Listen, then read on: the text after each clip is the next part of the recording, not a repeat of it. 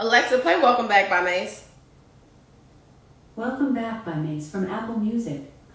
Welcome back, welcome back, welcome back.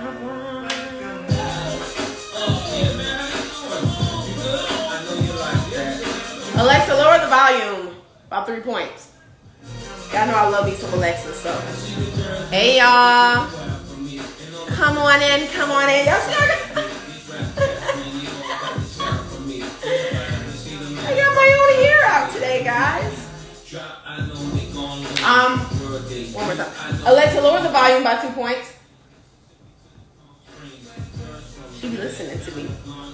You know, I am just waiting a little bit to let people come in, let the room fill up. Show y'all my hair because this is mine. No, I really never show my hair, like ever, and so I'm doing something different this time around. You know, I literally did my hair like maybe 30 minutes before this live. And I thought I was gonna try to put some weave in it or put a wig on it, and then I was like, yo, fuck you, wear your own hair. So that is what we doing. What lipstick is this? Damn, what is this? I don't remember.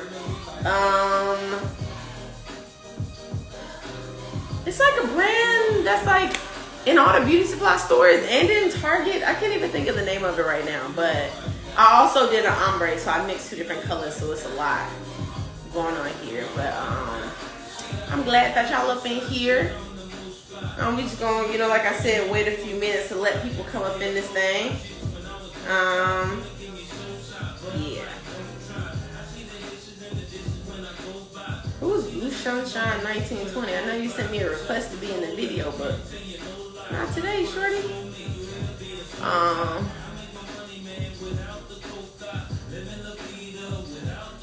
But yeah, give me more people coming up in this thing. Hold on, let me do this real quick.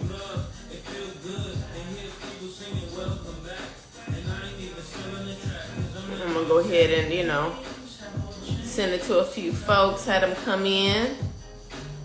It's gonna be a really great combo, so. Ooh, you know I need you. Right here. I can't sing, y'all, if you haven't noticed already, so. That's that.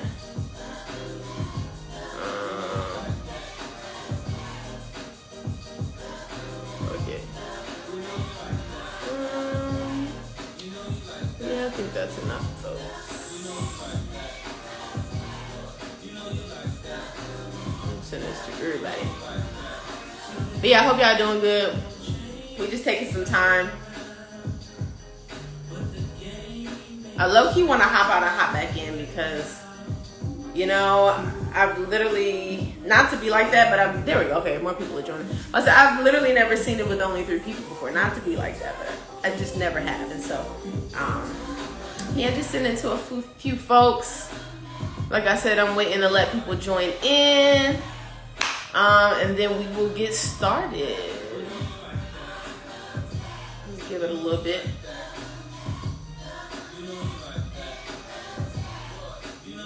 Welcome back. Welcome. How y'all doing though? Everybody doing pretty good? Things going great? We living good?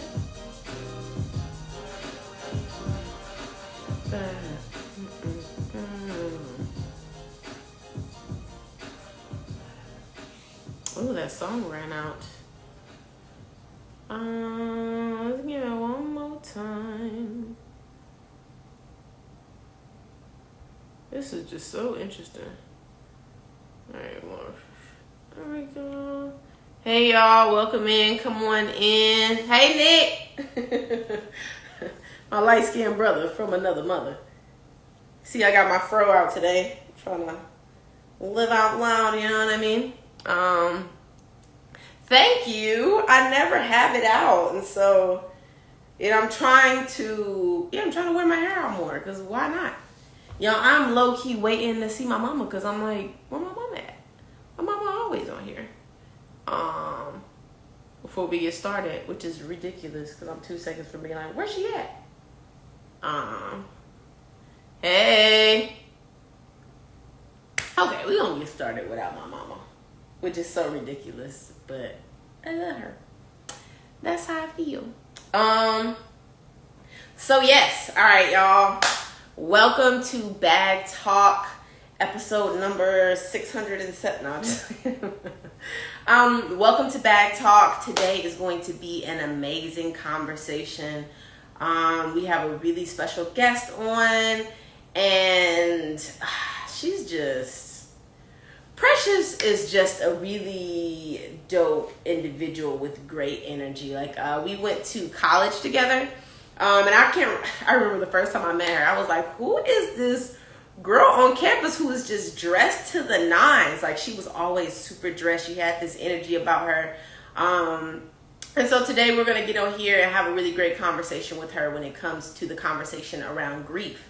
Which I know can be a taboo conversation, but that's why we're having it, because that's what Bag Talk does. We have these deep intellectual conversations. So I am excited to be able to do that with y'all here today in my natural state.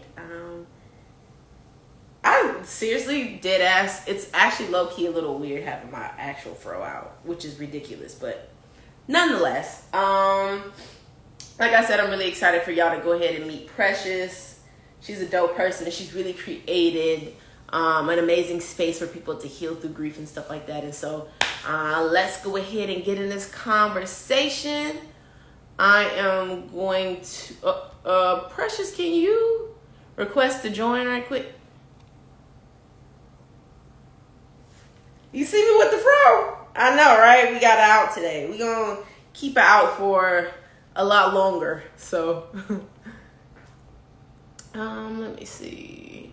No, let me see if I can request her myself. I sent the invite. Oh, do I need to turn my camera? Oh, we both got on green though. We do, and similar lips. Oh, I think I have to turn it, or is that weird? Yeah, turn it for me a little bit. Okay. Your full beautiful face. I'm sorry, y'all. It's all good. This is my first Instagram live. Yo, how do I turn this? I don't know. Let me see. Should I turn it and then request you back? It's the right way now. Oh, I know, but the tripod is like faced the Oh, opposite way. Okay, yeah, go ahead and do that and see if that works. Okay. My bad, y'all. It's all good. We just I don't know how to exit out. Oh, I don't know how to do that either, so we're just gonna have to thug it out. Wait. You got this. You got this. We patient on this show because we know that what we about to get is good. So we here and we are ready for it. Anyways, y'all, I hope your Wednesday has been great. Today was very challenging for me. I had a shitload of work to do. And I was just feeling really imposter syndrome-y today. And so it was just hard for me to get through the work the way that I needed to. Yeah, but I had this really great conversation with my brother.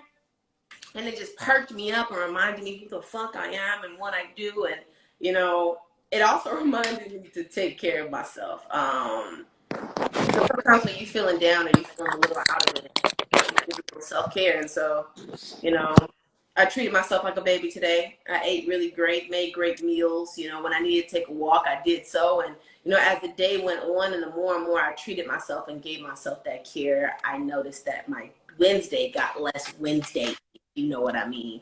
And I just started to have more energy and feel, you know, better about life and things. So, you know, that's just the thing. How you doing over there, girl?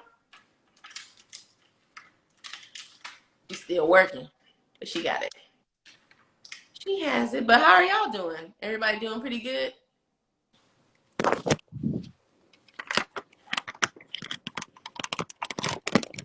Everybody coming up in. You know, I'm like, where is my wallet? I'm gonna stop though. Let me stop. We're almost there, friends. Okay, I'm like, Lord, this struggle is real. Oh, ma'am. Okay. I low key want to be like, can we see this outfit? Because this looks. I see the little dip in the thing here. I'm like, I'm getting on a call with Khadijah, like I have to make sure I ain't coming out here looking too crusty, Girl, you look. But But what a coincidence. I know, right? It's the Similar energy. lip, It's the color energy. hair. We oh, see, we just felt it. We was really feeling the We are aligned. right. Hi, everybody. Okay, so Guys. oh, Naisha's on here too. Like I was telling y'all, I have known Precious since college, and she's always had this really beautiful energy about her, and then like this radiant vibe. And so to see her now in this space, really creating her own around finding her light, and having the support group for people who deal with grief and things like that. It's really beautiful. It's just really, really beautiful. And so I just knew y'all had to be able to connect with her and see her brilliance. Like we had a conversation the other day, and it was supposed to be low-key kind of short, and we were just talking for a long time, okay? Like for a long time, because the conversation is just so good, and she just had so many gems to drop. And so, I know you're gonna have a lot of them to drop today for the people, so ready for it. How are you doing? I'm not gonna lie, I'm a little nervous. This is my first time on a live and talking about grief in a public setting, which is good because that's the goal. But it's also like, I'm not gonna lie, I'm a little nervous.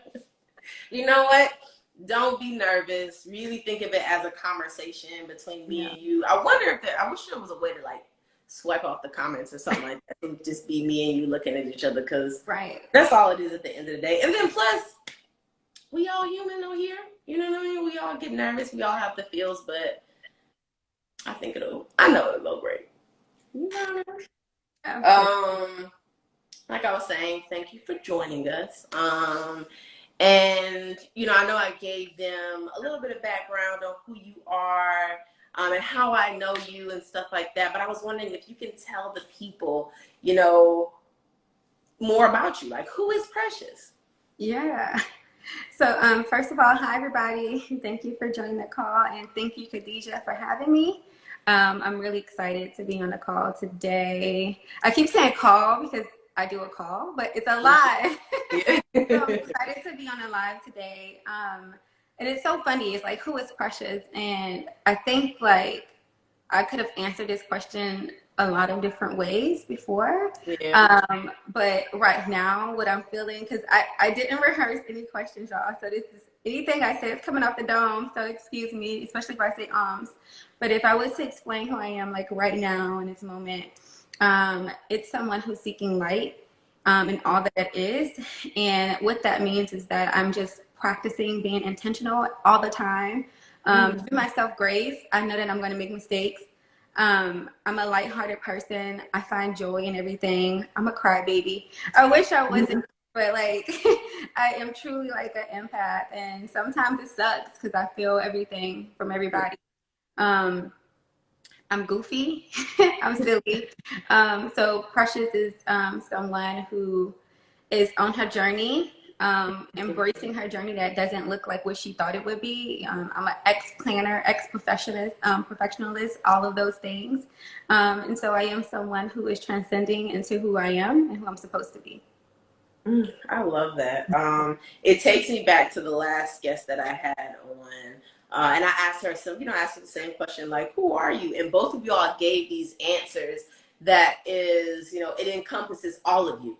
So often when someone asks, who are you? You start shooting off the and be like, oh, I am from St. Louis and I'm a middle child of 5, or I work in X, Y, and Z, right? As if those things are what define us. And so I really loved your answer about all the things that make up Precious, and someone who's really looking to find the light. I feel like that's beautiful, and it doesn't limit yourself. You know what I mean? On who you are. You're expanding like the light. You know what I mean? I'm trying to expand because, I mean, it's literally what you said. I am all the things. And I think a lot of times when people answer that question, they usually like subject themselves to their work or, like you said, their hometown, or who they identify with amongst their families versus looking inside in their inner selves and being like, but who do you want to be? Who do you see yourself as? And think outside of those titles, right? Because like those titles can go away at any day, at any time. And so not identifying myself that way. And this is like, has been a journey. It hasn't always been this way. Like, asked me some years ago, I'd have been popping off my accolades like, oh, I did this, I did that. This is who I am. I went here, And those things don't define me. Experiences, they have come to be a part of who I am, but it isn't who I am. It's just a part of me.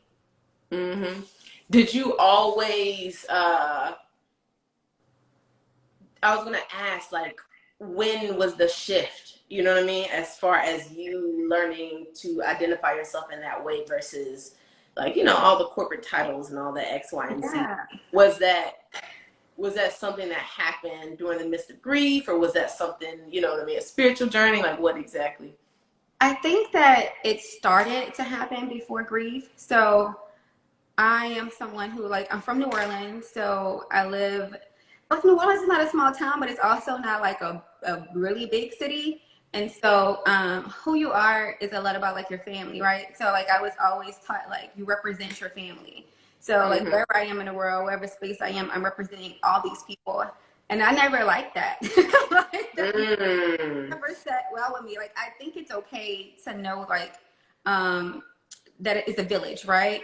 Right. But the idea of that just everything that I do is representing someone else just never sat well with me, because to me it doesn't allow room for mistakes. Or when I'm making those mistakes, I'm like looking around like, oh my God, is somebody gonna judge me? Is this gonna get back to my mama? All that kind of things. Like, how would this person feel if they knew this and knew that? And it didn't allow for me to expand and grow. And so I think once I like moved away from the South, like after I lived in Atlanta, and I had this shift, like I went to law school, hated it, and quit.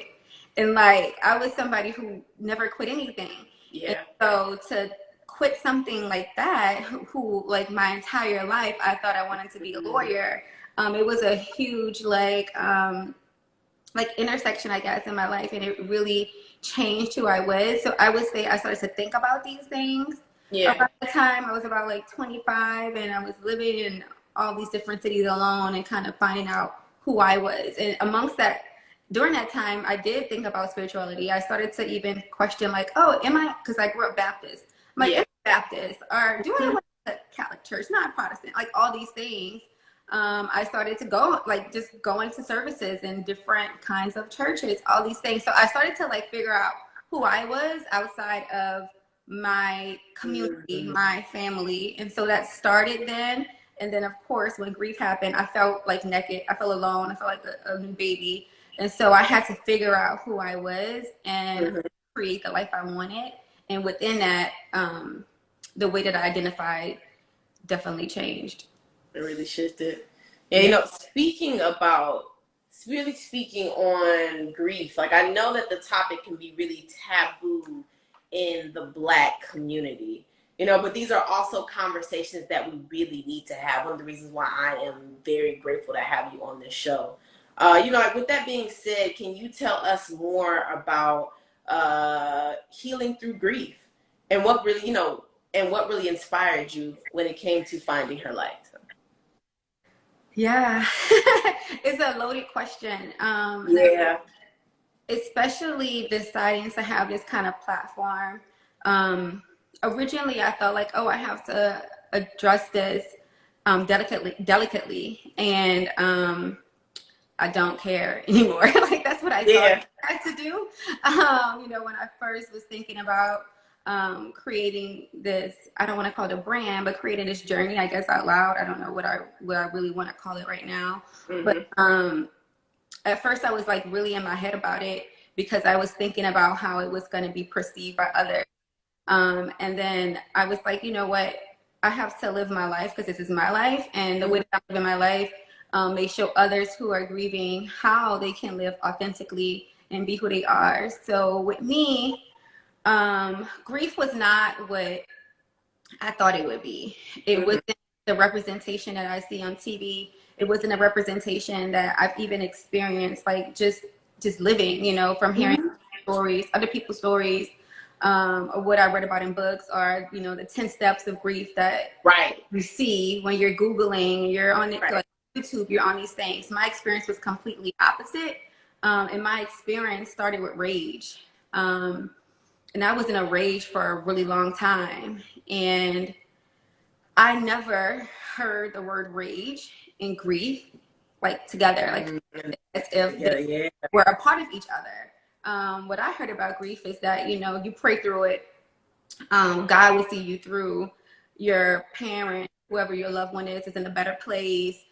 They wouldn't want you to be sad. They would want you to move on. These are the things that I heard and what I thought grief was. And so for me, outside of my initial reaction of just pure shock and being in denial, I was in a rage. And I made rage. I experienced what the only word that I could describe it as was darkness.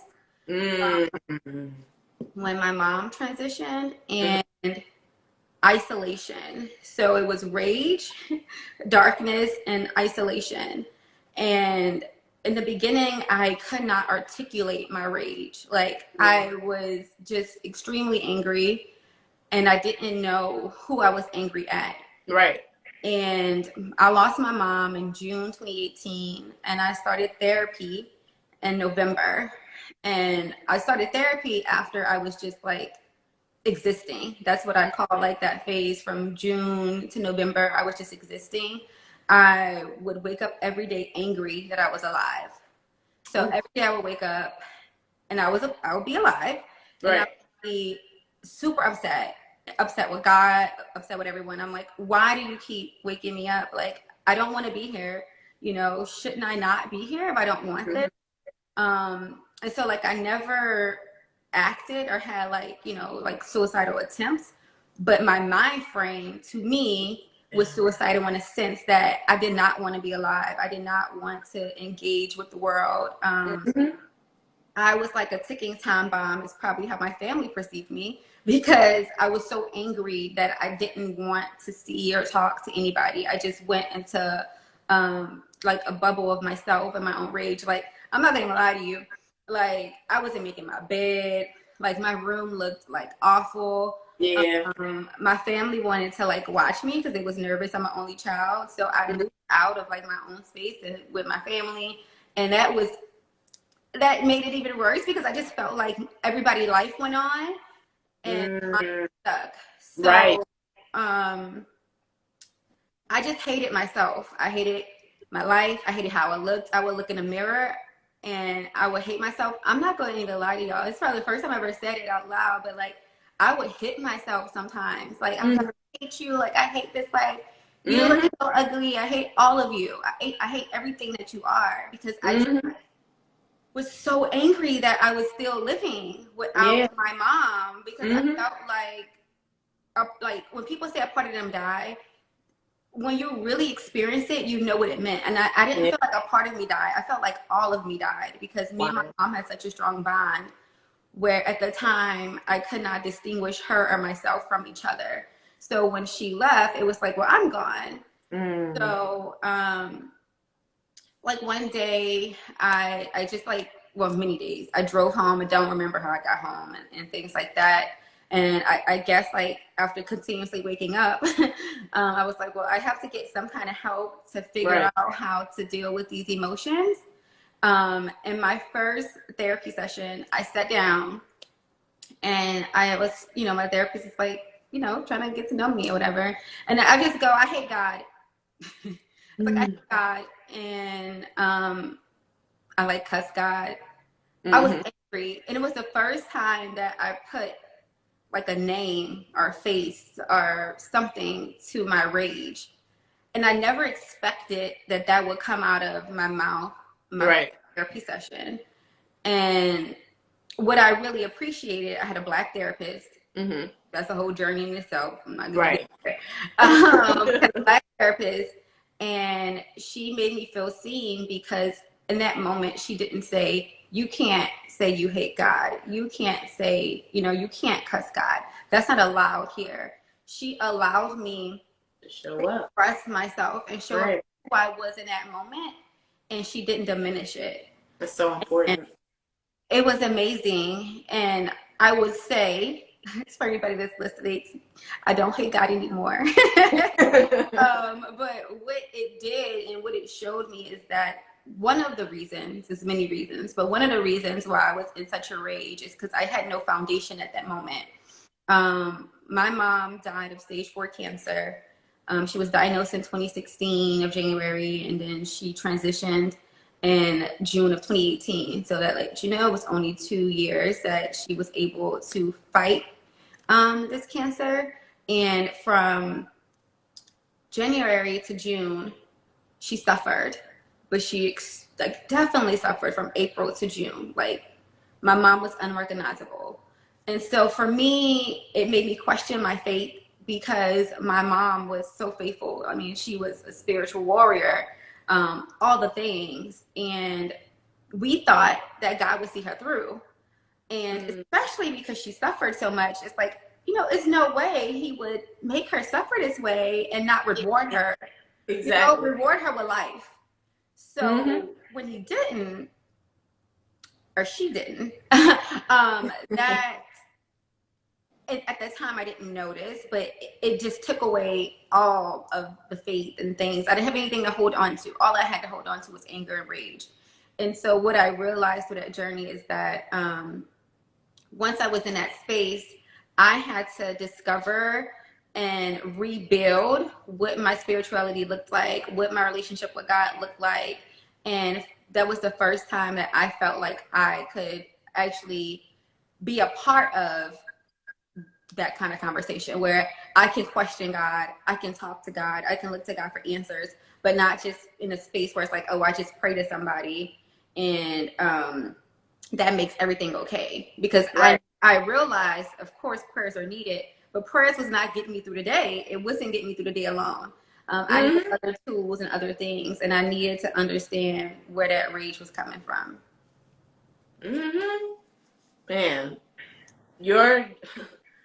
I feel like there's so much and so many different layers to unpack there, right? Like, one, people don't usually speak about grief. Like I said before, grief is really taboo and hush hush, right? And so, they give you a few days to grieve, and then after that, it's like, okay, move on. Oh yeah, after 3 days, What's it like? it's over with. It's like once the funeral happens, people assume that that means the grieving process is over. And for most people, their lives do go on, and it's not that they're not thinking about that person or that their hearts aren't still with those who are grieving, but their everyday life isn't impacted.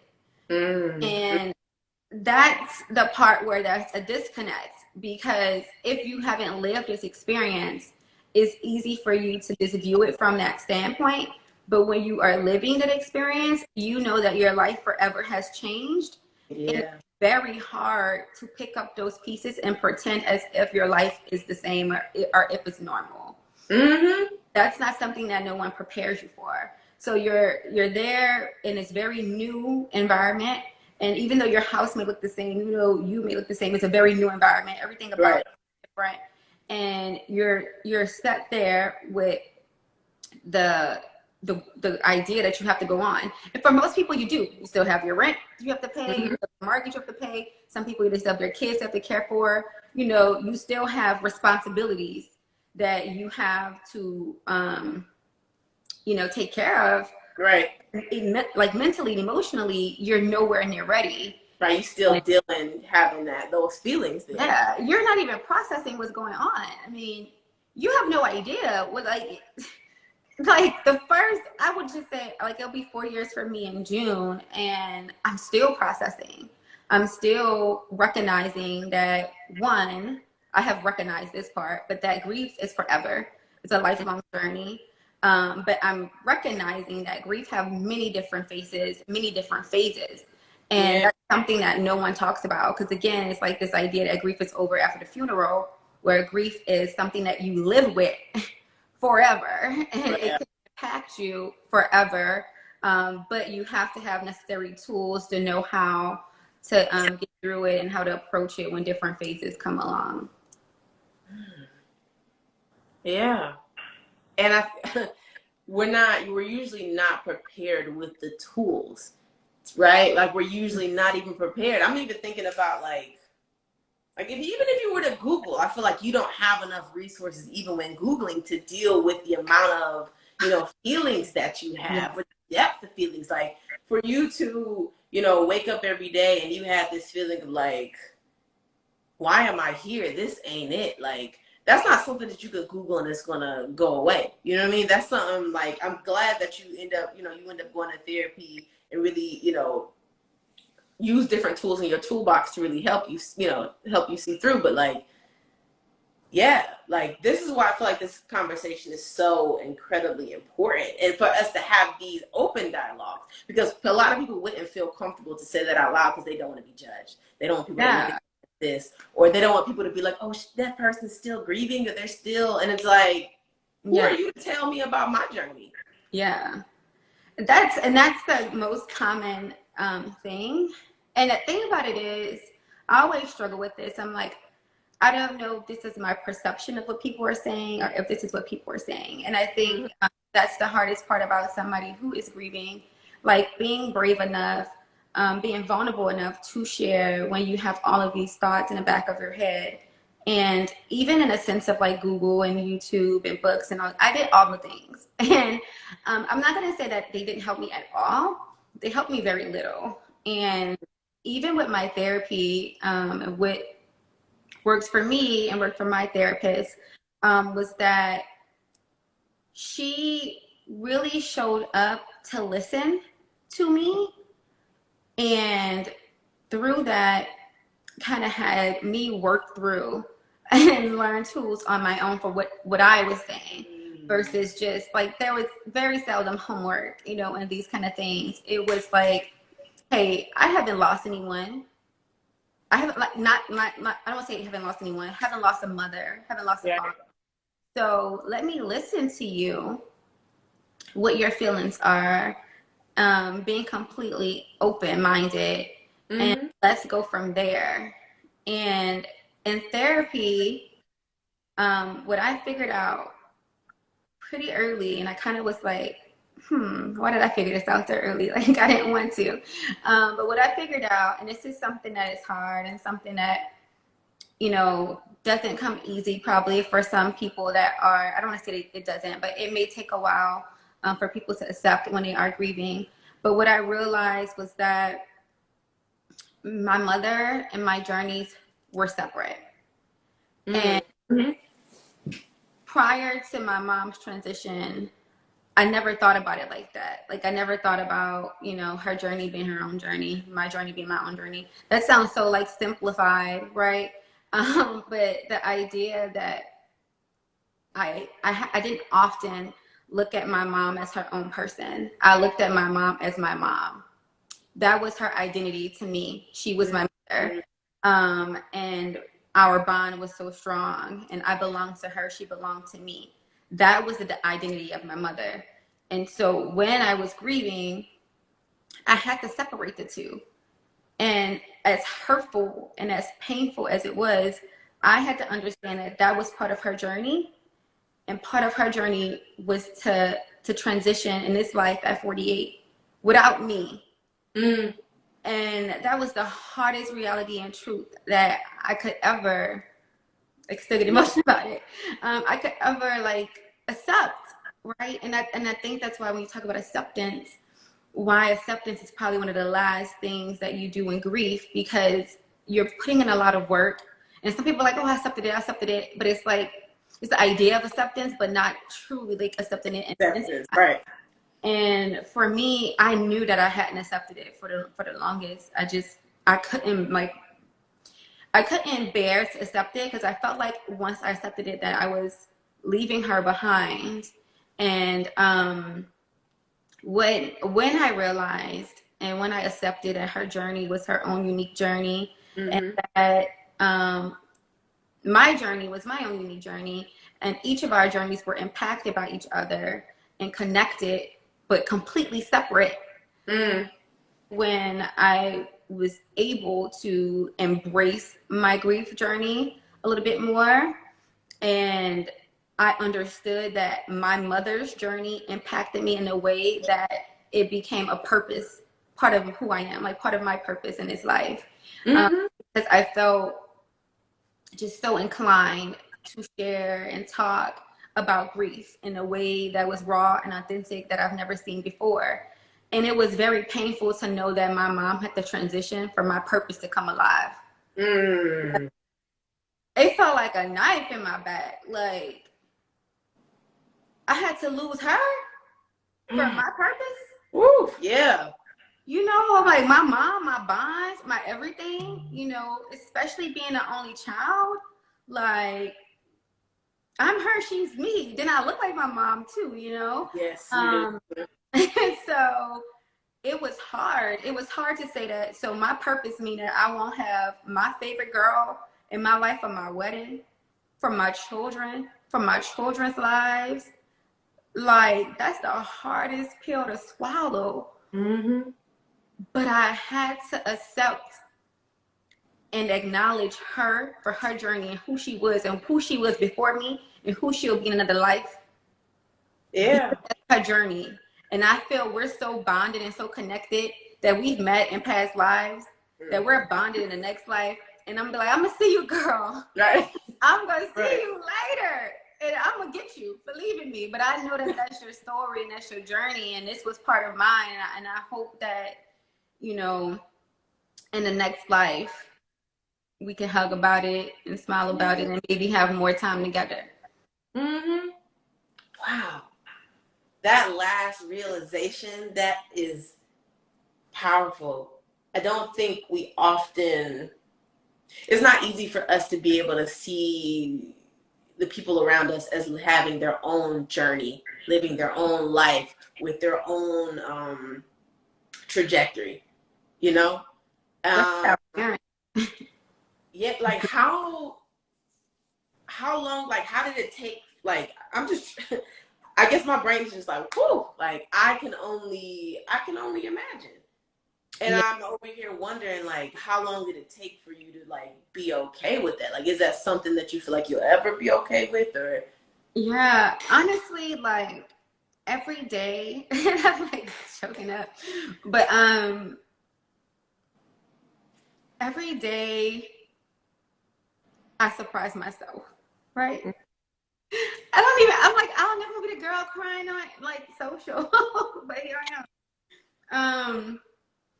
Every day I surprise myself. So obviously before my mom's transition, the words of my mouth would always be like, I could never like live on without my mom. To me, like, oh my God, how are these people doing it? You know, how they living without their mom? And when my mom was diagnosed with cancer, stage 4, at 46 years old, because we're only 20 years apart, you know, I was grieving. I wasn't grieving her transition, because like I said, we were so faithful, I didn't even think that far. But I was grieving what our life would be and like what our life was. So I had already had this pressure on myself from the moment she was diagnosed. And I was like, well, I'm getting through it. You know, she's getting through it, because as painful as it was for me to watch and witness, to this day, I can't wrap my head around the warrior that my mom was to do what she did every day. I mean, she was a winner. Like, I don't care that she transitioned. She won. She beat cancer. She kicked his ass, right? She woke up. She was beautiful. She didn't complain. It was unbelievable, because I couldn't imagine what was going on in her head. And because I thought she would beat it, we never had these conversations. I never had those conversations. So I said that to say, like, I never considered that I would actually lose her. So when I lost her, like I said, I was in a rage, and I never thought I would get out that rage. Yeah. I actually never wanted to, because that rage was my safety net. It validated my feelings. It validated the presence that my mom was gone. It validated every thought that I had, that I didn't want a family, that I didn't want to raise children, that I would have all these negative thoughts. That rage validated it, and I wanted to sit in it, and I did sit in it. And I think that it was beautiful that I sat in it, because I faced darkness head on, and I'm fighting every day to find my light, to get out of darkness, because I never want to go back there. Yeah. I think that because of that darkness, that's what got me here. That's what got me to the point that I can try to understand death, because it's very hard. I'm somebody who is curious. I don't like things, like, I don't care what somebody tell me, like, straight up. I'm always question it. So Right. of death in itself, I questioned. But I understood that she wasn't here in the present. So I'm like, something going on. And so, like, again, going back to, like, what got me to the point to process our lives as being separate, was just me fighting the darkness. And through that fight, I discovered parts of me that I didn't know existed. And that's why I say my spirituality expanded. I expanded in my thought process. I expanded emotionally. I matured in ways that I didn't think I would, because I never thought I would be here. Like, I never thought I would be here, being able to talk about grief in this way, being able to say that I accept my mom's transition, because I never wanted to see myself without my mom, because her identity was mine was hers. Yeah. So to be in a world without her, a world where I already feel like I'm alone, and to accept that I'm alone, and to accept that that is part of my journey, that's part of my identity, you know, it was big. And now I can appreciate her journey, because it makes me think about the, you know, I don't know if I want to go too deep in that, but that we chose these lives for ourselves. Yeah, I feel you on that. We chose these lives, and that's hard to say, that's hard to process. I know people are like, girl, it's crazy, but we chose these lives. And so, but it makes me think about who she was before me. And it's like, dang, girl, like, you was doing all kind of stuff, right? And it made me think about who she was when she had me, you know, and how she decided to put me first, but still cater to herself, still find an identity within herself while she had me. And now to know that part of her identity was fighting and beating cancer, and the way that she did it. And in her pain, you know, she created a group for others. She created something called a prayer call, where she was praying for others every Tuesday morning who was going through whatever in the midst of her pain. She created that. Yeah. In the midst of her pain, she created a prayer call brunch, and she spoke about perseverance. She spoke about faith. She spoke about how cancer was not who she was. Yeah. She never identified as a cancer patient, ever. Cancer may be in me, but it don't live in me. And so she was showing me in so many ways that I didn't know at the time that she was her own person. Yeah. Fight everything that happened to her. And so as I reflected, as I was grieving, because my grief took a lot of my grief was about her suffering. And so I had to, like, put that on the back burner, because I know I haven't gone through that. I haven't processed that part all the way, but I had to put that on the back burner to see her life outside of that. And when I did that, it made me think about identity, because I was putting her identity and my memories on her suffering, when she was much more than that. Well, that was just a part of her journey, and the very end of her journey at that. So when I started to reflect and think about it, I'm like, was cancer all that she was? No. So will this transition be all that she is? No. You know, is my mom all that I am? Unfortunately, no. Yeah. My mom birthed me. My mom took her last breath with me. That's real. She took her last breath with me. And it showed me that we're two different people. But we're forever connected. We're bonded. Wow. That was beautiful. And I'm glad that you really broke that down for us. In the way that you did. Also, what kept coming up to me while you were talking about your mom and how, you know, with her healing through cancer, with her journey, you know, she had the calls and she had the brunches, and I'm sitting here and I'm thinking about you and how you have your calls, right? And you and how you know, you have this journey that you're to go on that, you know, stemmed from grief. You know, it's almost like y'all are, of course y'all always gonna be connected, but it's still that, like, you know, yes, I'm in the midst of pain, but I am so much bigger than this, and what I have to offer the world is so much more than just that, you know, that bit. And so like I like it's like, sorry, I'm just lost for words, really. Okay. That's the push for me to be here. I feel like this is bigger than me. You know, like I said before, I was the same girl 2 years ago hitting themselves in the mirror, like mad, waking up, hating myself. And like, I mean, I'm not saying this to be cute. I'm not saying this to make a story sad, to make a story sound deeper than what it is, because it's deep. Grief is complex. Deep is vulnerable. Deep is painful. Painful, okay? But I was the girl that thought she would never live on again, ever. I never thought that nothing could fix me, right? I went to therapy out of pure desperation to want to wake up. That's it. I didn't really want to heal. I did not, because I didn't think that I could heal. I didn't want to be healed. Like I said, my darkness was my comfort zone. Yeah. My darkness fueled every negative thought that I had. Before my mom transitioned, I thought I was lighthearted, you know, I was the cheery girl, you know, these things. And when my mom transitioned, I wanted that to not be a part of who I was at all. I wanted all the opposite. I wanted to feel pain, and to be here is a testament of itself. I got off social media for 2 years.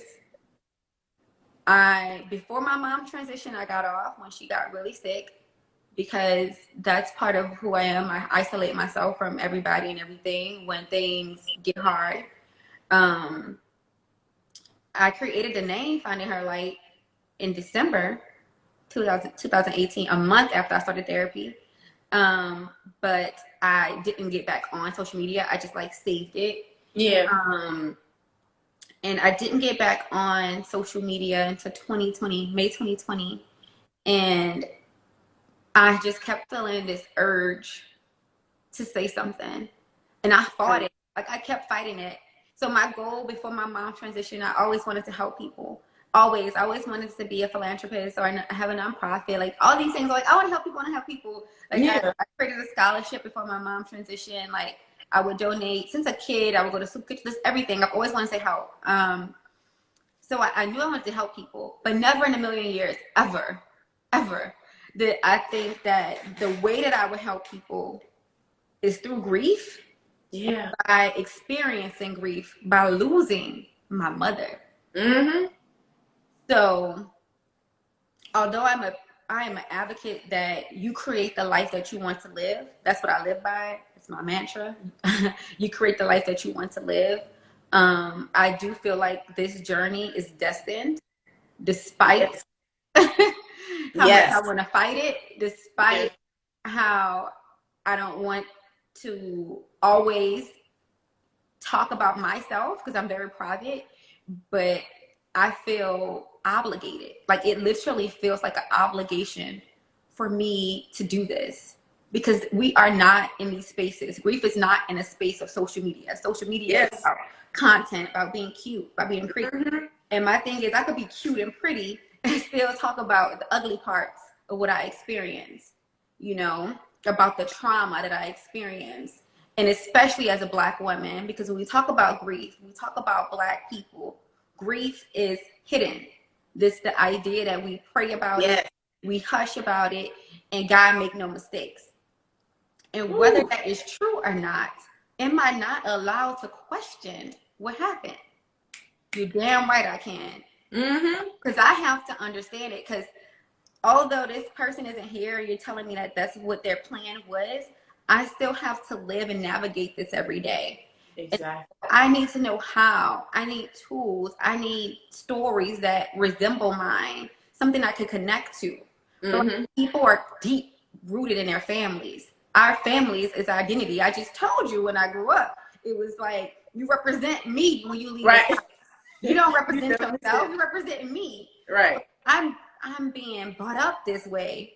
How do I respond when I lose that person? And I can't talk about it with my friends. I can't talk about it at social media. I can't talk about it at church because, Lord, you know you better go pray about it, and that's the end of that. So what can I do? Then y'all don't want me going to therapy. And then I hate to say this, but a lot of people are not equipped to talk and deal with grief, including therapists. It's hard. Because they haven't experienced it. And grief isn't something where you can just throw a workbook at somebody and say, work through this. Nah, it's very complex. So unless we break the silence, kick down the door, and have these uncomfortable conversations in ways and in places where people talk all the time, that's including social media, that's including changing work policies, because people should not have to go back to work after 3 days of losing their loved one. No. That means we need to have real conversations to make real impact and to understand grief and understand how it impacts people for long periods of time. If we're going to make real change and we're going to be authentic and real about it. Because it's not something that's over in 3 days. It's not something where people should feel the need to say that my loved one wouldn't want me like this. But how do you feel? How do you want to be right now? Do you not matter? Ooh, that. Wow. Yeah, because often, like, when that does happen, people's first response is like, they wouldn't want you to feel like you said, they wouldn't want you to feel this way. And, go ahead, think positively, think for them. They wouldn't want, and it's like, but like you said, how am I feeling? Like, shouldn't I acknowledge how I'm feeling? I'm in this, journey right now. Like, oof. Yeah, don't disregard me. Don't dismiss me because you can't understand it or because you probably was told you were dismissed. So now it's a cycle that we're continuing to do to generation after generation because no one listened to you because we dismissed your feelings. Ooh. You've been a grown up, never dealing with grief, angry with the world, not knowing how to express yourself, not knowing how to talk about your emotions, not knowing how to pinpoint anything because no one allows you to, no one comforted you to talk about your feelings and your grief. Yeah. But now we're gonna change that. That ends today. Say that. Because I'm living this. And the way that I'm living impacts myself, number one, my immediate family, if I have children, and theirs and everybody else's. Because if I had a child, I'm walking around in rage, and you telling me to think positively, you're enraging me more. Yeah.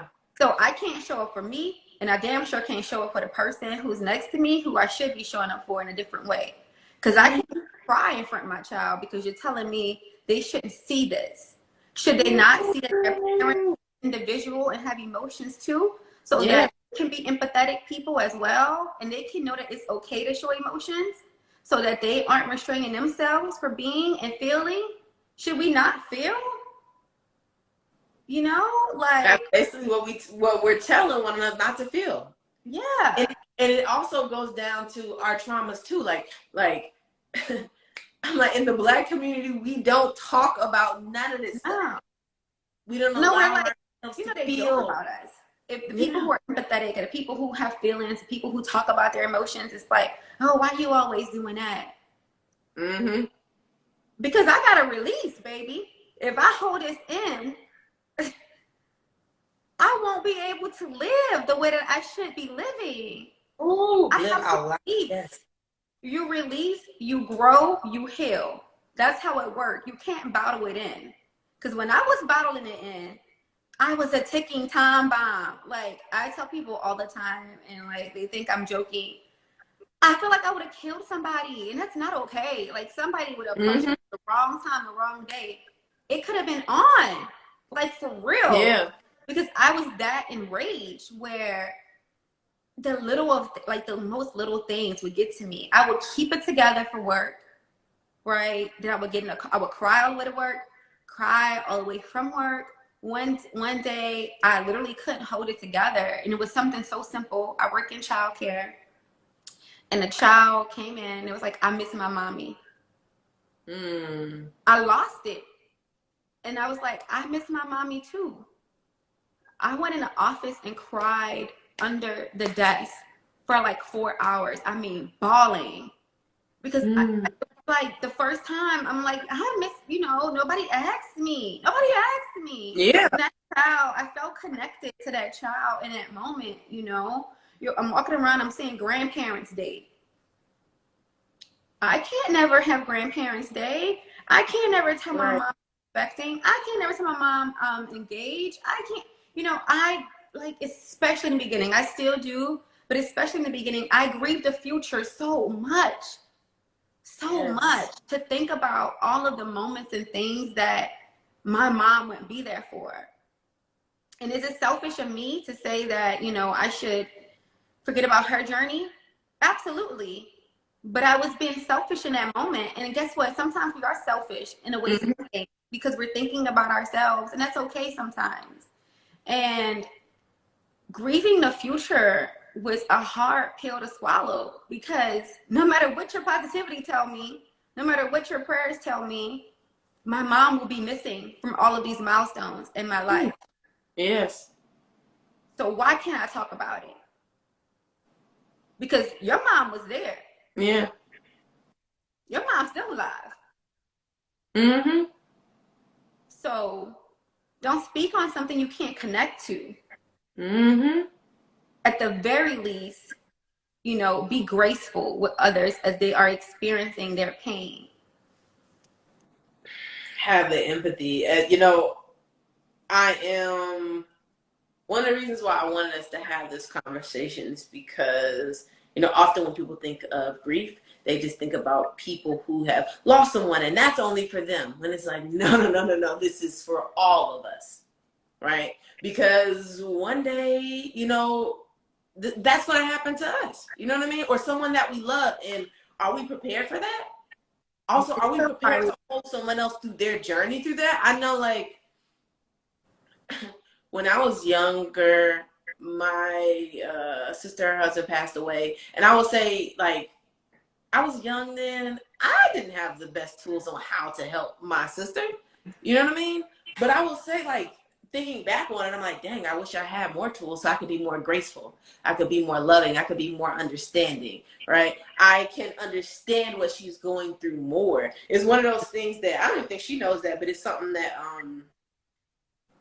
I think about often. And it kind of eats me up. I wish I was better prepared. And so, like, this is why we need to have these conversations. Yeah. And I think you said it, and it's something that I had to practice myself, is that you wish you would have been more graceful if you knew better. So your intent wasn't to purposely hurt, but you wasn't educated. You had no idea. Yeah. And I struggled with that from the very beginning. My first therapy session, outside of me realizing I was angry at God, the second biggest thing that I said, and it probably was the only two things that I said, I was in therapy, like, bawling, saying that I was sad for others who experienced this. And one of the things that I always think about and my friend is on here because again, I'm a crybaby. I have a couple friends, but one of my friends had lost her mom before me, and we were young. We were really, really young, and I flew back for the funeral, and I showed up for the funeral, and every so often, you know, I will reach out. I'll send a picture because I used to carry her mom's picture in my wallet, and I'll be like, "Oh, look what I'm looking at," you know, and think about it. But once I went through it, I regretted how much I didn't show up for her. And I appreciate, she's on this call. She's amazing. She was like there for me, like the first, I mean, more than the first, but like hardcore, like the first 2 months, even though it represented her, like, even though it was a constant, like a constant image of what she was currently going through and what she went through at the moment. And I mean, there for me, despite her ugliness. Read my mom's obituary, her eulogy, read my mom's eulogy and all. And I'm just so thankful for her. And she's a real one. But it shows you, like, you know, what I had to learn, I had to give myself grace. Because I didn't know. Know. But if I knew better, I would have performed better. I would have been a better friend. I would have showed up more. And I think about her, and I thought about my sister who lost like our grandma at a really young age. And I'm like, you know, I was really sad. Everybody was really sad. And we think about our own grief in those moments. And a lot of times we aren't open and thinking about how others are responding or how others are handling it. And it just goes back to the idea that we don't talk about it at all. Like, grief is, I feel like a bigger taboo than like therapy and things. It's just like a thing that is unspoken, even though it connects us all, because everybody will experience a big loss in their life. Yes. It will happen. It's not a question. It's a question of when. But it will happen. And something that can connect us all in this way, and the fact that we don't talk candidly about it, the fact that we feel ashamed to talk about it, the shame comes with it. People who are grieving are walking around feeling ashamed, as if they don't have enough hurt as it is. We feel ashamed. We feel as if we're unappreciated. And especially when you think about it in a sense of like mothers and people that have to go to work, everything comes before them. Ooh, yeah. Yeah. Because I have to be a mother before I be anything. So if you're a mother who lost your spouse, you're a mother who lost your parent, although you're in pain and you're hurting and you're navigating all of this, I still have to show up for my baby. You know, I still have bills to pay. So even though I can't function well, I got to show up to this job, and this job completely disregarded. Probably don't even send a card. When you come back to work, don't even acknowledge it. Don't say anything, you know? And some people tiptoe because they don't know what to say, and others tiptoe because they don't have empathy. And, you know, it's a tough journey to walk through, especially when you are living in isolation, you're living in being silenced. Yeah. Whew. Oh. I'm looking at the comments, and this is resonating so much with everyone. There's a part of me that's emotional, and I think it's because I am like having this conversation is triggering in me like ways in which I wish I would have showed up better. Yeah. But I feel like this is needed. Like, this is needed. And more of us need to have these kind of conversations. And there needs to be more raw and open conversations. Like, I don't feel like I'm getting a filter from you. I feel like I'm getting exactly, you know what I mean? Exactly what you want to give. Like, yeah. Oh, man. And, you know, it's funny you say that because, you know, like I said, I came on, I didn't rehearse it. And I think that's why it's so hard for me to do YouTube, because I can't rehearse stuff. But I like to speak from the heart, but especially with something like this where I know that it's literally impacting majority of the world. Yes. And especially in the space that we're in right now, with COVID-19, with the rise of cancer, with the senseless murders, people are grieving hard. And there are not, I don't want to say no conversation, but it honestly feel like it. I know I shouldn't say there's like any conversation, but it feels like it. So I don't want to diminish conversations that are happening, but it's very few conversations that's happening. And something I want to say, because to you and to anybody who's on this call who may feel this way, this is not to shame anyone for the lack of support they have not given someone in the past, because you probably didn't know. Mm-hmm. What I tell people who are grieving and what I tell my old self, I say old self because when I was grieving and people wasn't showing up for me, before I was able to reflect and look at it from a high level, I was upset, right? Yeah. But looking at it from a high level, being someone who has processed and just been real intentional about my grief journey, what I would say is to hold grace with yourself and to also hold grace with others. And what that means to me is that, because holding grace for yourself, man, it is a journey. You get upset, you know, you don't respond in a way that you want to respond. You don't have the words. You don't know how to articulate. No one showed you. No one done it before. You have no idea. And so, like, I was someone who was completely isolated. I won't say that people didn't reach out to me. Some people didn't reach out to me that I thought would reach out to me, or some people reached out, but not often. But what I took from it is that I took accountability too for my part, and that was that I didn't respond to people, like, because I was in a dark place, and I wasn't expressing that to anyone. I wasn't communicating. I just was silent. I just was ignoring. And so I give myself grace to know that I was in a place where I didn't have the words. Yeah. That was part of my journey. And for those who rolled by it and respected it, shout outs to them. And for those who didn't and who was upset, because they had people who was upset that I wouldn't respond to them. You know, I had to forgive that they just didn't know. They wasn't in a space to look beyond themselves, okay? And so what I tell people who are on the end, you know, have grace with yourself. You don't know either. But it's once you know, what do you do with that, right? Yes. So we can hold grace for each other. But what do you do once you know better? So once I knew better, I understood that I needed to communicate when not in every moment, right? Because I'm a person in general outside of grief. You don't have to respond to everybody in that exact moment. You have your own life you got to live. But make it a point to try to communicate, to say, hey, like, right now, mentally, I'm just not here for it. Or, you know, right now, just keep me in your thoughts. Even though I may not be able to respond to you, give you the in-depth conversation you need, meet up with you for lunch, you know, do better by at least communicating a little bit.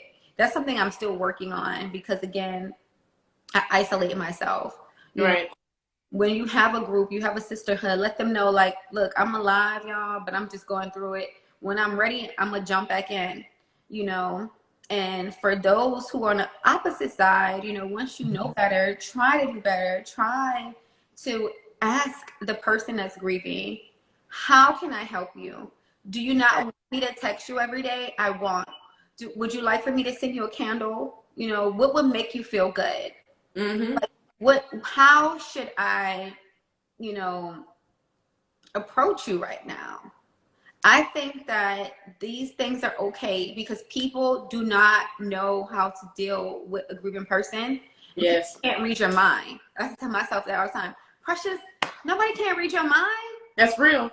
Girl. That's real. Like I said, I'm still working on that. But people can't read my mind. People can't read your mind. So as the person that is grieving, you have to take accountability. You have to be graceful as well with others because they don't know. And if somebody's genuinely trying, let them know what's best for you. Because I need space. You know, I do. I need space right now. But if I need you, can you show up for me if you're available? Because people still have their own lives too. You know, it's like, it's a very thin line. You want people to show up for you, but you also recognize that people have their own journeys. their own battles, their own demons that they're also dealing with, aside of your grief and what you're dealing with. And so you just have to understand and be open that everybody's on their own journey and everybody's going through pain and things too. But the goal is, if we're having these conversations, if we look at people who are grieving holistically, to know that some days I'm sad, but some days I may post and be happy and joking. Don't judge me by it. Don't be like, what, she was on there posted on Instagram, but she don't want to respond to my message. I thought she was grieving. I am grieving. I am. Grieving is not one image. Grief is not one image. It's not. I'm grieving as I talk to you right now. But I could choose to get off this call and post a cute selfie. That's okay. We should not put grief into this one image, and that's what happens. So the idea that I'm precious, I'm finding her light, and I want to share my grief journey on Instagram, it means that my page have to look a certain way, that I can only post quotes, that I can't wear a shirt like this, that I can't be cute if I want to talk on a live. What think grief is. I have to look sad. I have to speak sad. I have to talk in a soft voice. I can't speak with this authority. I can't speak with this passion, because that's not what grief is. And I'm here to debunk that. Grief is all of you. Right. All of you. I'm grieving. I can be happy. I can be sad. I could be silly. I could post a bathing suit picture. I could dance. I could twerk. I can do all those things. I can do meditation. And right after that, I could go and do other things, you know? Yeah. So the idea is that if you are grieving, you're still all of who you are. You know, you may have moments, you may days, you may have hours where you are just being, you know, agonizing in pain and sorrow. But you may have light-filled moments where you're happy, where you're cheerful. Why can't I share those parts of me too? Because that shows people that grief is a journey. And with any journey, there are ups and there's downs. So when it's down, I know the up can still follow. That's what I want to represent for people. Ooh, you doing it, and you are doing it well, I must say. Like, thank you. Because when you, like you said, you are always fly, man. You always have one of those and the things. You're always fly.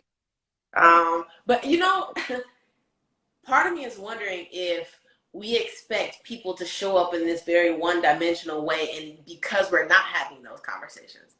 You know what I mean? Like, as someone being able to see you and see this live, and I think it'll change their perspective and be like, oh, like, okay, like, you know, it doesn't have to look in this one-dimensional way. And so it's important. These conversations are important. And speaking of conversations, I wanted to ask you about finding her light, and really the conversations that you started with your support group. Yes. So if any of you don't know, so one of my goals, I have two goals with Finding Her Light. It is to create and offer a space for those of us who are grieving. And it's a space where people can feel vulnerable, can feel authentic, and share things that maybe they don't have the space to share those with others in their families and or friend groups or whatever. Excuse me. So I have a group every Wednesday. It's alternating times because I want to be respectful and make options for people, because we are in this world, and so no one's always going to be ready at the same exact time. So on the first and third Wednesday of every month, it's at 6:30 p.m. Central Time. And on the second and fourth Wednesday of every month, it is at 8:30 p.m. Central Time. And so it's via Zoom, and it's come as you are, you know, still a church girl. Come as you are. You know, trust me, I do not anything cute on these meetings. I'm coming as I am, right? It's not recorded. It's a private group, and people get on the call, and I look at it as a group for others to share. So I am just a fortunate and blessed one to lead this group, but this is not my group. This is our group. And so what I do is I open up the group for anyone to share what they may be feeling. If people want me to share my journey, share pointers, share how I get through these things, I absolutely do. But it's not a group where we get on, we have this agenda. This is a topic we're going to discuss today. So Sure. No, that is not, to me, again, because I like to be Yeah. to me, that is not the best way to handle grief, because grief can mean many different things at many different times for many different people. So I create the group and start the group where, we probably just start chatting, and then I allow it to naturally flow and go where it needs to go. And I'm not gonna lie, it's been a beautiful, like just beautiful space. Um, I've seen women on there just be so brave and share their stories, probably sharing for the first time. They're sharing things about themselves that no one knows, and we're getting through it together. We're healing together. And so that's what that group is about. That group is only for people who have experienced grief. And I'm not gonna lie, sometimes you be on there 3 or 4 hours just going at it. Mm-hmm. And again, like I said, you don't have to share. You can just come and listen if you choose. It's whatever your choice is. You can participate or listen, but whatever it is, whatever you need in that moment, you'll get it.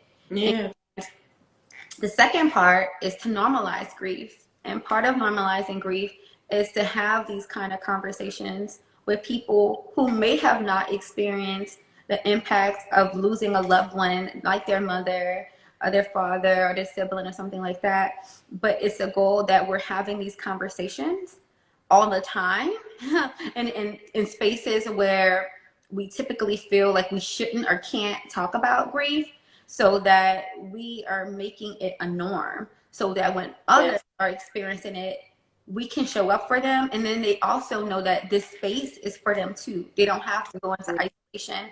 They don't have to feel the need to not share if they want to. Right. Everything is about choice. It's what you choose to do.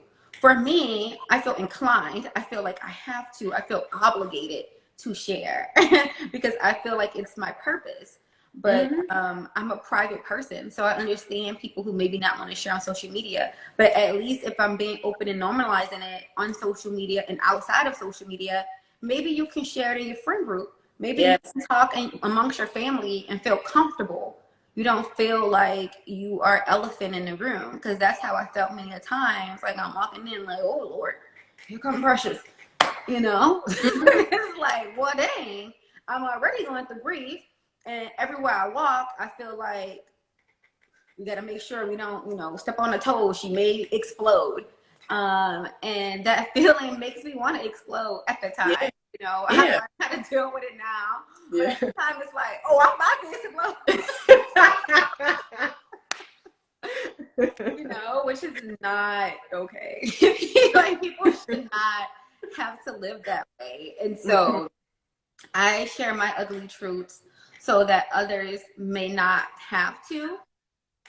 Of course, people's journeys are their journeys, so they're going to go through what they go through. But it could at least be an example of, if you choose to use your words, if you choose to have these conversations, maybe you don't have to live this rageful life.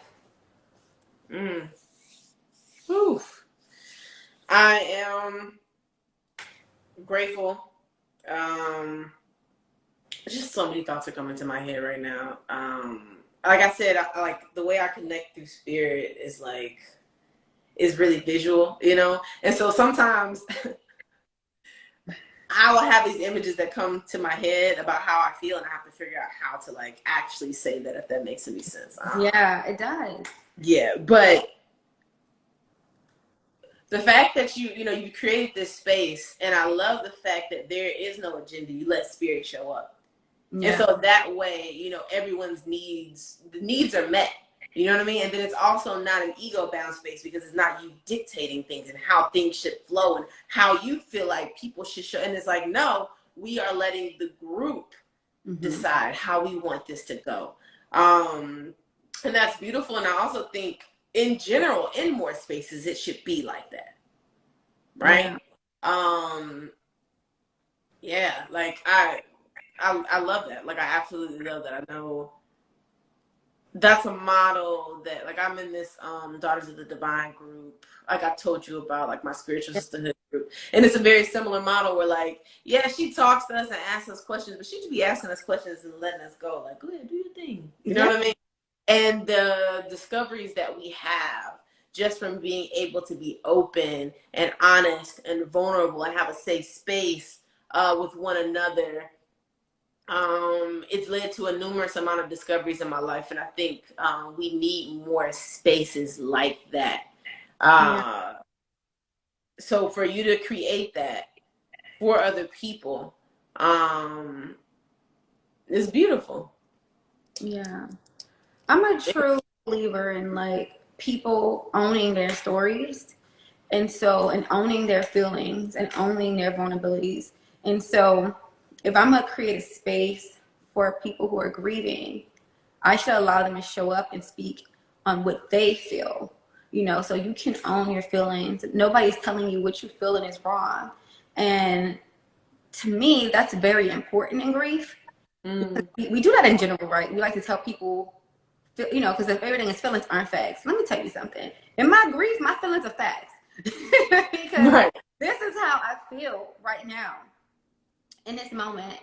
And I may not know how to articulate it. And the goal is for me to learn how. So if I'm coming to this group, I'm at this safe space. I'm amongst people who I feel comfortable with. I want people to be able to share their stories and share their vulnerabilities on their own terms. Feel safe and know that I'm not putting words in your mouth. Nobody else is putting words in your mouth. Anything that's coming out of your mouth is what you feel and own. And what that allows is just like authentic magic. It's beautiful. And it's like, you don't want to talk about grief. It's beautiful, but it's beautiful in a way that people are allowed to navigate their feelings and their grief organically without, I must be on this stage. I got to be on this step. I must be here. Oh, wait, I thought I was angry, but step one said that I should be denied. Like, no, your grief journey is your grief journey. That's it. And that is how one of the biggest things when I'm analyzing grief as well is to know that everybody's story is unique. We may have connections, and I never thought that I needed that connection because, again, I want to say thrive because thrive is not a good word, but I isolate myself. So I know that I needed to feel connected to someone until I started this group. And I feel like even for me, I'm digging deeper in my own journey through, sharing and listening to other stories. Oh, this is just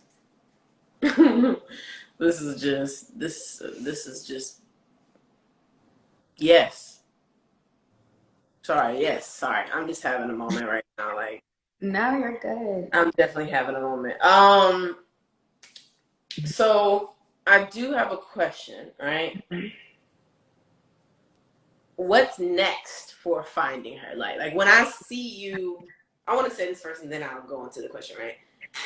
When we were on the call, when me and you were having a conversation like the other week and I was hearing you talking, all I kept seeing was you on stages. Like I saw you, like this feels like something that should be known and that should be public and that is big. You know what I mean? And so I'm just wondering, like, what's next for finding her light? What is next? Yeah. First of all, thank you. And I receive it. I think for me, what is next is being consistent and really creating a space that I want to create. So like in my head, it exists. Finally, the group is actually there. These are things that I've always wanted to do, things I talked about in therapy that I just didn't bring to fruition. And so honestly, now it's up to me to do the work and to create the space and to do what I'm asking others to do. Talk about these things in public. I've been consistent and I've done it with the group, but I have to live up to what I want this to look like. So I have to create content. I have to post more. I have to share more. I have to do the work so that maybe I will be on somebody's stage talking about this as a TED Talk or talking about this as a public speaker because Mhm. to me it's that important.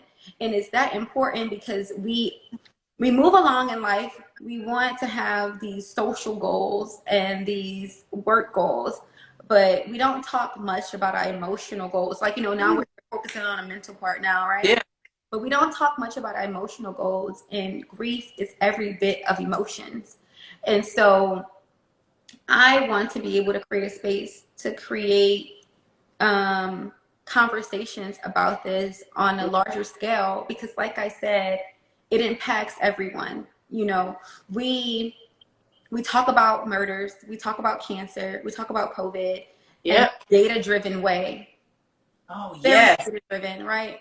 Yes. But don't look at the impacts of how debt transition impact these people loved ones. So these murders, these senseless murders that's happening on the street, those babies have moms, dads, sisters, cousins, everybody else who's impacted. Whether people want to talk about COVID or not, people lost their lives and their families were impacted. Forever impacting. It's not just a medical disaster. People are losing their lives and their families are impacted. People are dying in car crashes, airplanes, all these things. All of those things leave behind devastation. And nobody talks about that part. Yeah. Talk about, coming up with a cure for cancer, but we don't talk about all the lives that's been lost Exactly. and how these people have to navigate and move on beyond that person's loss. We talk about stopping senseless murders, but we don't talk about the impacts that it have on the community from an emotional standpoint. Exactly. How mothers are burying their children and what that looks like in their households. We don't talk about that. Yeah. What that means and all this stuff. We don't talk about the lives lost and how this really impacted people. Somebody's family member was there a day before, caught up COVID and gone. Real. That's real life. That's real impacts. And so this isn't just impacting me and cancer. This impacts the world because unfortunately that happens every day and people have to navigate this. But instead, we live in a world where they normalize it by saying that, once the funeral, back to work, back to your life. Exactly. Exactly. As if people don't have to continue on and it doesn't, and this will not impact their choices, how they're showing up, Everything. how they're interacting, what they decide to do with their life, how they're raising their children. And it creates more debt. That's what we don't talk about. We talk about the impact of debt. We don't talk about people who lose their lives because of grief, because it's very real and it happens. Because at any given moment, I could have acted on my feelings. And it happens to people every day. Yeah. They come to their rage. Because you know why? When I'm Googling grief, nobody tell me that I should be angry. Anger is not in there. Rage isn't in there. When I'm Googling grief, nobody's telling me about isolation. When I'm Googling grief, nobody's telling me about how to navigate going back to work and people acting normal. Yeah. Nobody's talking about that. And nobody's arguing and saying, hey, maybe we should discuss this. Shouldn't we have like a true bereavement policy? Because this bereavement policy ain't working and it ain't good enough. These real conversations. Because if we're really talking about how I want to impact grief, it's beyond just that. Like, let's put some real laws in place because y'all put everything else to the forefront. Yeah. And I'm not going to say things I don't want to step on because everybody's whatever is important. So I don't want to use grief in a way to compare it to anything. But the point is not part of most people's conversation and how to move on it. But mostly everybody at some point will deal with it. So it impacts the entire world. But we don't talk about it. But we're silent up for it. And we don't create change around it. Ooh. It really does impact the entire world. Yeah. Like you said, we talk about, I'm from the organizing and activism world. And so, as an organizer, like, I don't know, you're used to fighting for causes and things like that, right? And you're used to fighting for causes. What am I trying to say? especially when it comes to, let's say, like another Black man who, you know, passed away from senseless violence and stuff like that. We just talk about the fact that Black men shouldn't, you know, pass away from senseless violence, but we're not talking about the impact, right? Yeah. We're not even talking about the impact that it has on us as organizers who are constantly fighting and having grief. You know what I mean? It's grief. Yeah. It's still grief, and it's not. It shouldn't be lessened, you know, because what you probably say in your head is like, oh, this is the first part people say, oh, I'm so sad, but I can't imagine how such and such feel. So you dismiss your sadness or your sadness, and you don't realize how that grief and sadness is impacting you.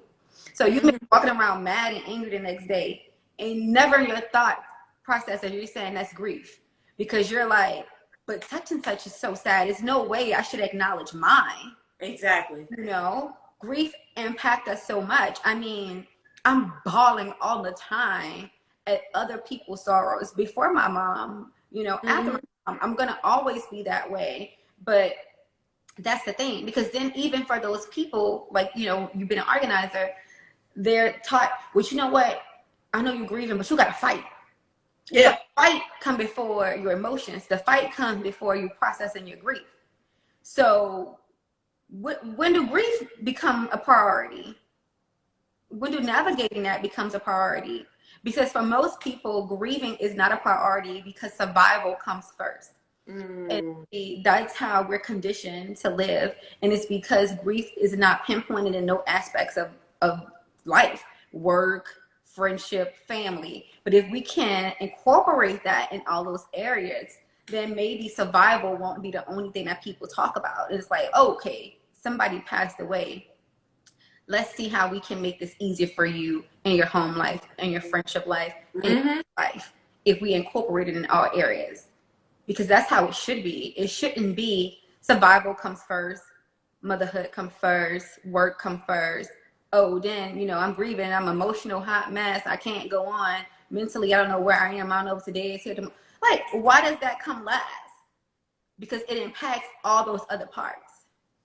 This makes me think about history, right? And how, as a, like, when you were saying that, what I was thinking is like, as a society, in order for us to get to that point, we have to have more empathy for one another. We have to feel like we're more of a community, that kind of thing, in order for us to show up. And so then it shifted my mind state back to like, what were people doing in these communities? You know what I mean? In these ancient civilizations, what were we doing when, you know, when we had these smaller communities with more empathy? What did that look like? Like, like, and from a spiritual standpoint, it's like, how do we get back to that? Yeah. You know what I mean? Yeah. Because in other countries, they even like celebrate grief for a long period of time. Way more than like 3 days. You know, in other countries, it's a long celebration. And they understand and respect the life of someone's impact. Because it's like, I think that's what like triggers me the most, and like that's so trippy to me. It's like, so someone can live, I'm just using my example, for 46 years, right? I mean, I'm sorry, 48 years. And I'm supposed to grieve all those 48 years of their life in 3 days. 3 days. And that's it. So they've been alive all this time, made all this impacts on me and others. And I'm supposed to reduce that impact that they had on my life in 3 days. Okay. That doesn't make sense. Right. That don't make no sense. So I've been literally bonded to this person for 28 years of my life. And I'm supposed to, you know, move forward and move on. Really? It's like, really? Okay. That's how you view grief, you know? And I think because people don't think about it. Like, it's literally that simple. It's like people are conditioned to be conditioned, and that's just where it starts and ends. And so unless you're somebody who's like, I'm not okay with that, I'm not taking that, like, it's more than this for me. Yeah. then maybe you can dig deeper and process it. But that's a very select few people. So I have to advocate for the ones who don't think that way, so that they understand and start to believe and consider their emotions and their grief. Because a lot of people don't even know they're grieving. Because again, they were conditioned to be over it and move forward. Exactly. So when you start to put it in their face and you talk about it, it's like, Jesus, I've been grieving this time. That's why I respond this way. That's why I act this way. That's why I'm triggered in this. That's why I don't want to build a family. Yeah. That's why I have this. That's why I have that. All of those things come to mind as an afterthought once it's brought to someone's attention. But if we are intentional and we make this a part of everybody's everyday lives, yes, be an afterthought anymore. We're going to recondition the way that we view and think about grief and live with grief and how we respond to others who are grieving. Recondition, yes. And I know that is what you are doing with Finding Her Light, and that is what you are also doing with these support groups. And, even us being on this live is doing that, because I know someone here is going to be able to, have different gems that they take away, but they're going to be able to sit back down and be like, okay, now how do I want to show up for my community? How would I want my community to show up for me? Right? They're going to be way more thoughtful in their actions and in their words and in their energy. And even way more, what word am I looking for? It's not insightful, but like they're going to look at themselves and be like, oh man, in what ways was I really impacted? Yeah. Let's actually unpack that and see how that's affecting me moving forward, right?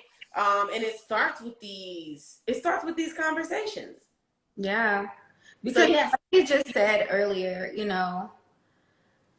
even if we're not directly impacted by our loved ones, we see grief every day. I mean, we see death every day. Yeah. It still takes a hold on you. It still impacts you, seeing so much death.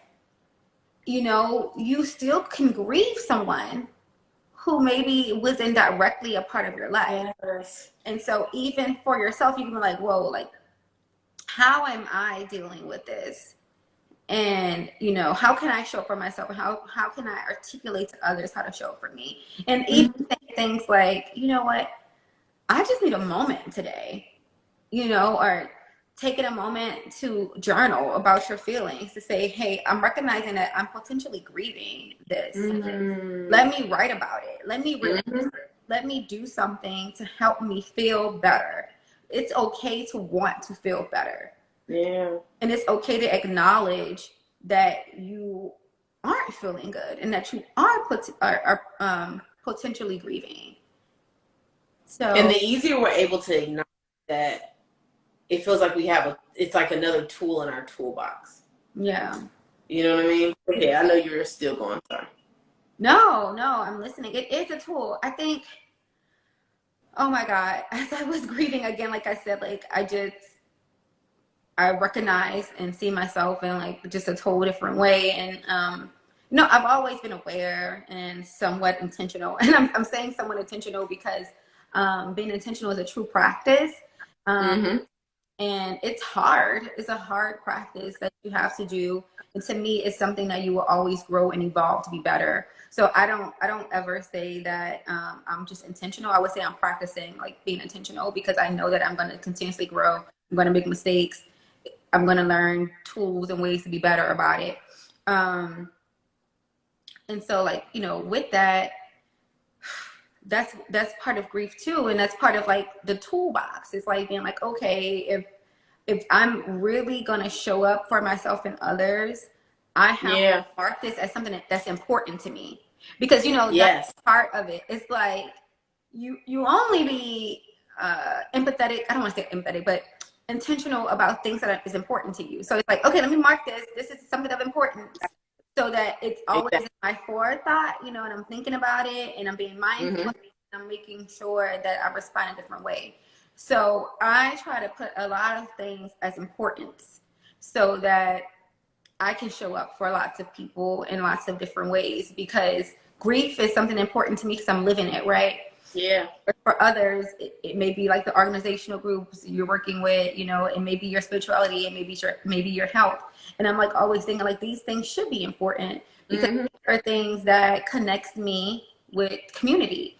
And if I'm connected with community, I want to make sure that I can connect with all people and not just people that suffer, you know, with things that I'm suffering.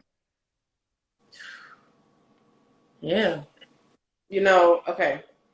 So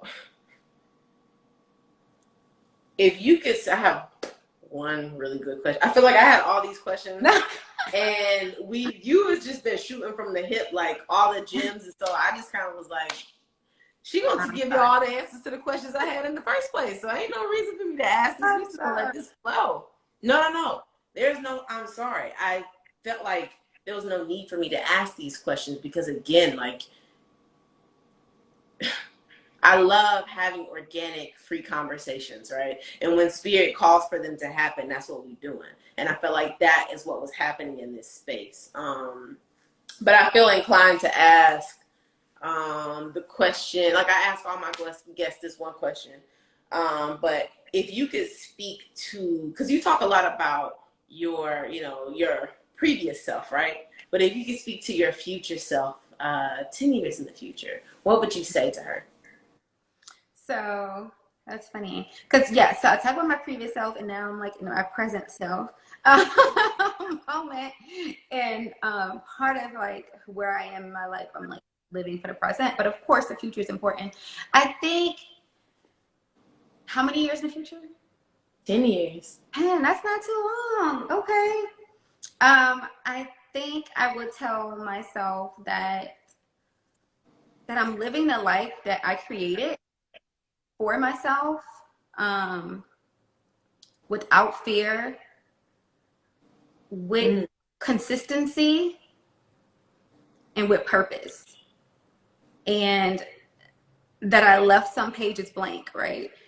And so to allow myself to know that wherever I am in 10 years, this is what I created. And so to me, that goes back to like putting ownership on my life, to know that it's not like, you know, I'm here because this was God's plan, or I'm here, you know, things happen up on the road, but this is where I landed. This is not where I landed. I contributed to this. Where I am is what I created for myself. And it's Yes. be in that moment in those 10 years. And I did it without fear. Like, that's really important to me. Because this journey is scary. Yeah. So it can be scary, and you can also be fearless at the same time. This journey is scary, but I know that I'm being brave in what I'm doing, and that is something that has to be done. So I can't live my life with fear. So I think that's what I would tell myself, because like I said, I'm an ex-planner.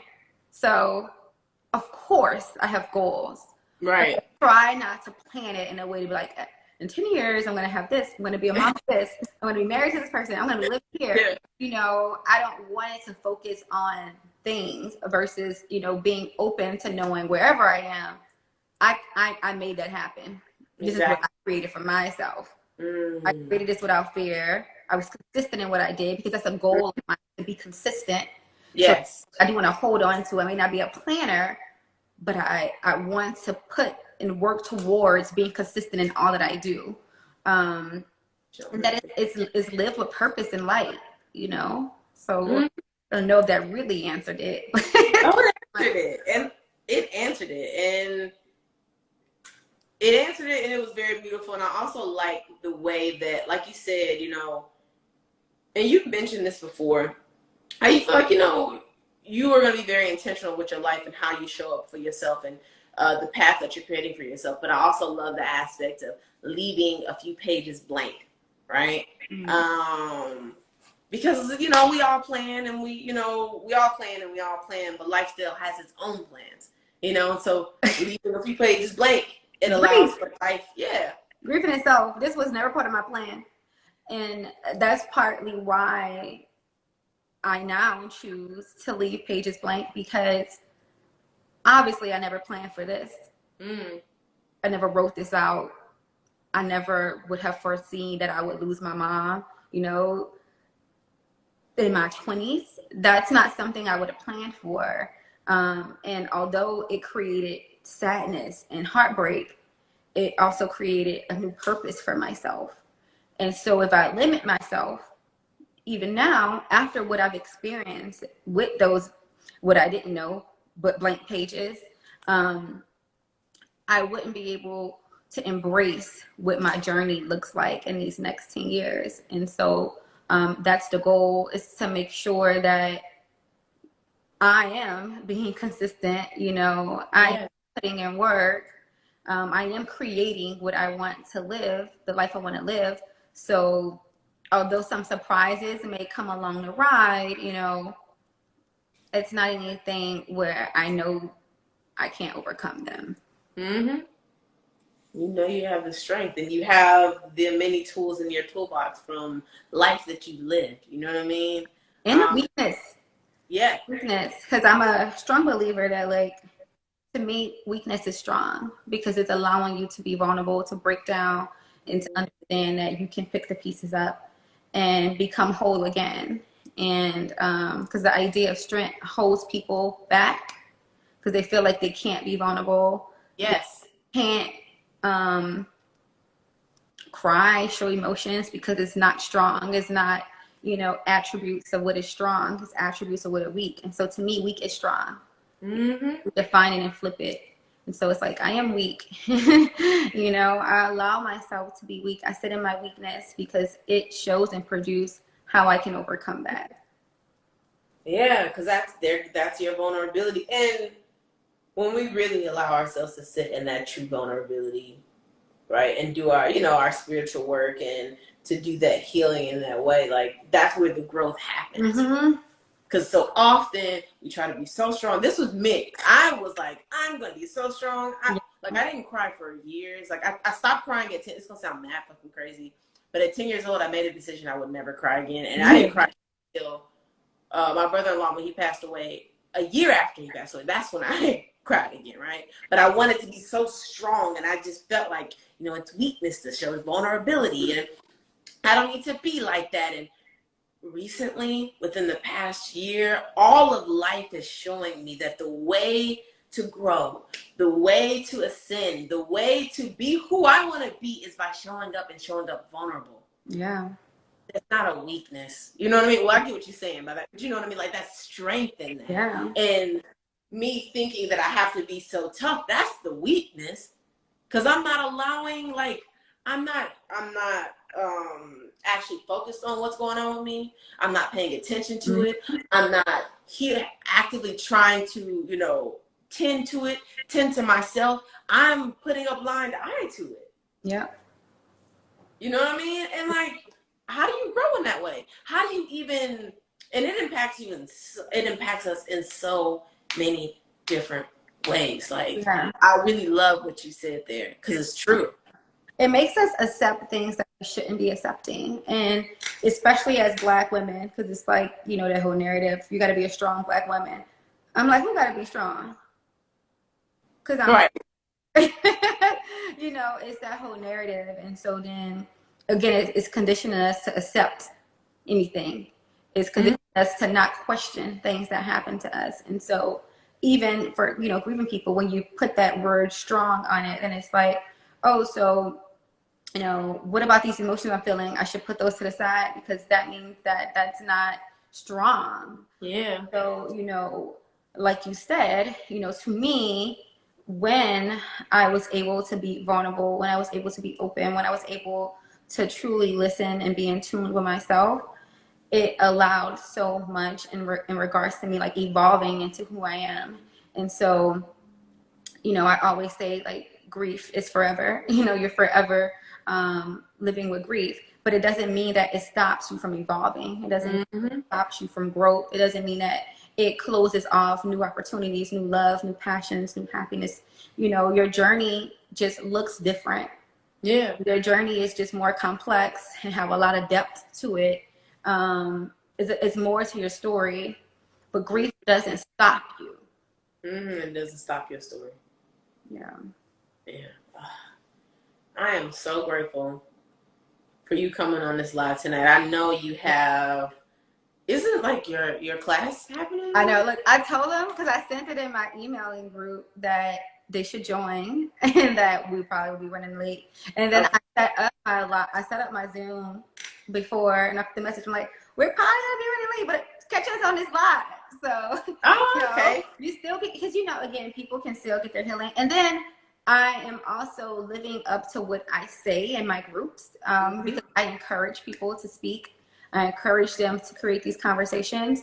And so now I'm putting my money where my mouth is, because it's like, okay, I came and I spoke to a public group about grief and the hopes, and not just the hopes, and a step forward to normalize it.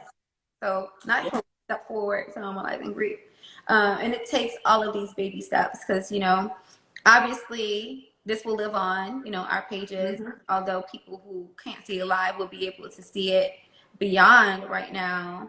But that's the goal, to continue to do this, to continue to share these stories, to continue to have open dialogue, because dialogue is the start of any kind of change. It sparks any change that we have. Yeah. So for anybody that thinks talking isn't doing anything, it is. Everything starts from a conversation. Oof. Yes, and this is one of the reasons why I am doing Bag Talk, and I love doing it as much as I do, because I'm all about having that deep-seated change. You know what I mean? Us being able to look internally, and a lot of times we can't do that unless we are having these deep, vulnerable conversations with one another, and even these taboo conversations, because those are the ones that need to happen. Yeah. Like, there's no doubt in my mind that someone got on this live tonight and their thoughts changed in some way, right? You impacted them in some way that is going to carry them forward in the future. I hope so. This is why we have to have these kind of conversations. Yeah. And that's the thing. I mean, as long as somebody is impacted enough to open up and have another conversation, is a ripple effect, and that impacts more and more and more people. And that's the goal. It's like, no conversation is too small. No conversation is, not enough. Every conversation matters. And that's how I choose to live my life and think about it that way. And so that I know that any impact is impact. Impact shouldn't be based upon, like, again, data stuff, but it's based on personal human aspect of things. Well, thank you for coming on here and being vulnerable with us and allowing for us to, hear your story, and to feel your emotions and the energy that you bring. Like, it's special. And I really see you, and when I say it, I mean it. Like, I really see you, like you said, TED Talks, right? Or book tours. Like, I really see this being big, because it's such a needed conversation. And it's an important one to have, and in the global community, but also in the Black community, and for us Black women, and yeah, and I know it's like, you can feel that it's a part of your purpose. So I just want to say I'm grateful for you to be here, and thank you for joining Bag Talk. I would love to have you back anytime, especially as we are, building out other programs and like conferences and stuff like that. Like, I would love to have you back. I would love to. And because like I said, it's lots of things we didn't even talk about that is a part of it. And that's the thing, because grief is just so complex. And, we didn't really touch on the spiritual part, but it's very much was a journey in itself, right? Yeah. But thank you so much for, just having this space in general. And, like I said, I'm a big cheerleader. I love what you're doing. Your content is amazing. I know you're going to get far. And if I ever come on a stage, just know I already have a host. I don't need y'all to give me somebody. I got him. Khadija going to be my host, okay? All of that. I'm in that. So when that happens, right? Yes. We'll be on somebody else's stage, making impacts just like we're making here, because this isn't a small impact, it's an impact. And wherever we go in the future will be another impact. But I'm so thankful for you, so thankful for these conversations. I always have to catch the lives usually like later. Yeah. But sometimes I be catching them. So excited for growth, excited to watch and cheer you on. Again, thank you. Thank you for everybody that tuned in. I know yapping, but I'm thankful. I couldn't read all the comments. They was tuned in. Okay. Y'all been amazing. You're talking about yapping. No, everyone was really tuned in and listening to I what saw so many comments. It really seems engaging. So yes. I thank you guys so much for just listening to me, and I hope that you guys can be graceful with yourselves and graceful with others. Yes. That is the perfect note to end that on. Like, be grateful with yourself and be graceful for others, and in all areas of your life. You know, we just need a little bit more grace. My grandma on here. Hey, Hey. my grandma, the name that says Delvon. Oh, That's hey. my grandma. Hey, grandma. I'm sorry I had to say it because it's like, you know, my grandma's on alive, y'all. Yes, right. Yo, that's actually a great point. I love that. That's my mom's mom. So, you know. And I love that I feel like you had a lot of friends and family support you in here. Like, I felt the support and the love so strong. Yeah. People love you, girl. Thank you. You know what? I'm sorry because I saw my grandma and I couldn't help myself. No, you good. You good. I'm low key. Like, I know you're looking at the comments, so I'm kind of just like taking my time to see. Yeah, because I wear glasses, so I couldn't see that far. I'm trying to be cute. I have my glasses on. Oh, y'all are so nice. Because you don't see the comments later, huh? Mm-hmm. You don't, right? No, you don't. That sucks. I know. Yeah, I know. I wish I can see them, but thank y'all. Yeah, it's Instagram, but again, you know, I would love to have you come back on, especially to talk about the spiritual side, because that was the real part. Right. That was the real part. That was real, y'all. This was real too, but that's just another deep conversation. So I guess look out for part 2. Part 2.